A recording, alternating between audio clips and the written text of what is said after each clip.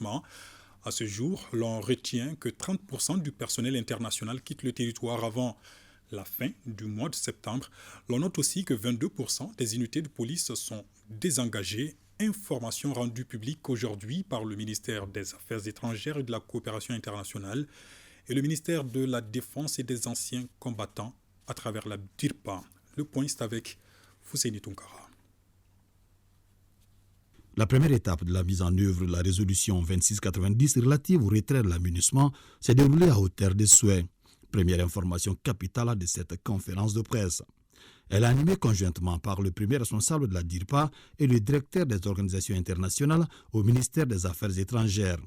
Ce dernier chapeaute également les comités de suivi de la mise en œuvre du processus de décrochement de la MINUSMA.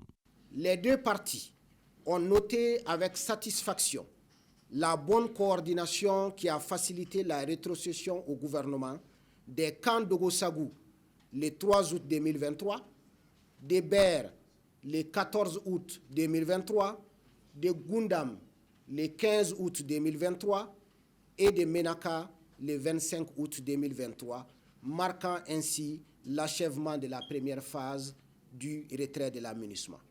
S'agissant du désengagement du personnel, la partie onusienne a informé que 30% du personnel international a déjà quitté le territoire. À ce jour, 22% des unités de police individuelles sont désengagées.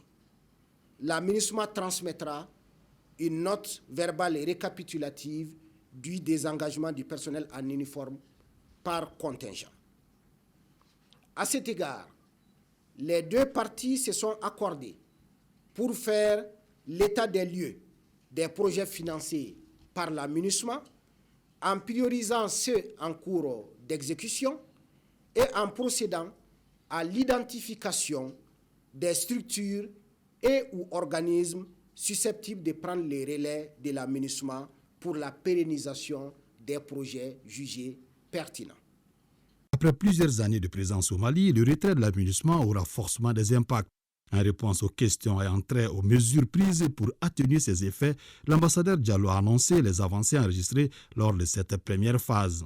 Dans le cadre de l'élaboration de la stratégie d'atténuation de l'impact socio-économique du retrait de la MINUSMA, un consultant est déjà à pied d'œuvre. Concernant les employés locaux de la MINUSMA, des démarches sont en cours sur la question de la dette des 10 employés à travers le projet de protocole entre la BDM, la BNDA et les employés concernés avec une garantie du gouvernement. Mener le processus de retrait de façon sécurisée, tel est le souhait de tous les acteurs. Le directeur de la DIRPA, co-animateur de cette conférence, a apporté des éléments explicatifs aux préoccupations des confrères en lien avec l'aspect sécuritaire du retrait.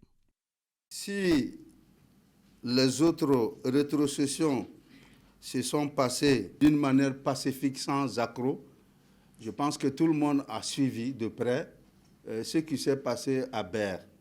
Elles ont fait 4 jours pour 60 km. Les forces armées maliennes, nos unités ont quitté le 10 à Tombouctou. C'est le 13 qui sont entrés à Ber. Et ça ne fait que 60 km.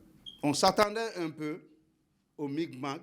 On s'est battu et on a pris possession de Ber le dimanche aux environs de 8h30, 9h. Comme on pouvait s'y attendre, le chef de la DIRPA a répondu à des questions liées à la rétrocession des autres camps de la MINUSMA au Fama. Les journalistes ont surtout évoqué le cas de Kidal. Partout où la MINUSMA doit rétrocéder des postes, les FAMA rassurent que nous y serons. C'est le territoire malien.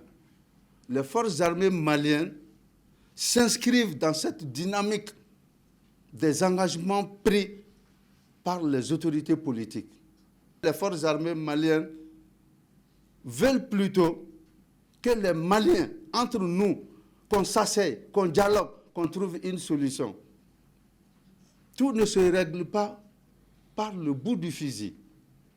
Kidal, ce n'est pas un autre territoire. Kidal, c'est le Mali.